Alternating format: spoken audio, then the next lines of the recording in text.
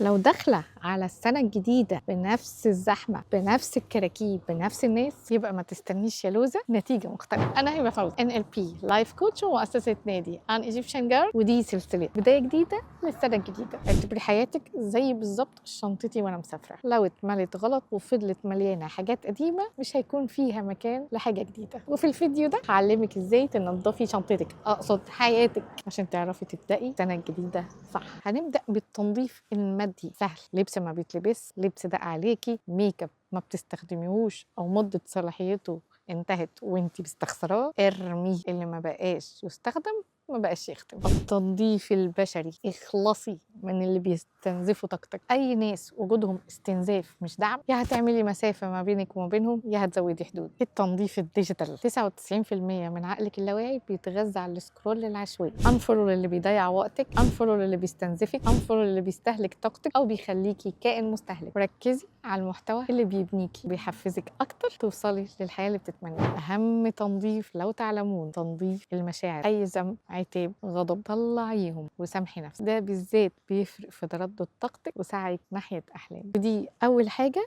ببدأ بيها، ورشة لوحة الأحلام أو الفيجن بورد كل سنة، عشان السنة الجديدة بتكون محتاجة مساحة جديدة قبل ما تكون محتاجة إضافة. فلو عايزة ما تسيبيش السنة الجديدة دي للصدف وتبقى السنة اللي بتعيشي فيها اللي بتحلمي بيه بجد، يبقى الحقي احجزي مكانك معانا في ورشة لوحة الأحلام أو الفيجن بورد 2026. اكتبي لي سنة جديدة وهنبعت لك التفاصيل وبس.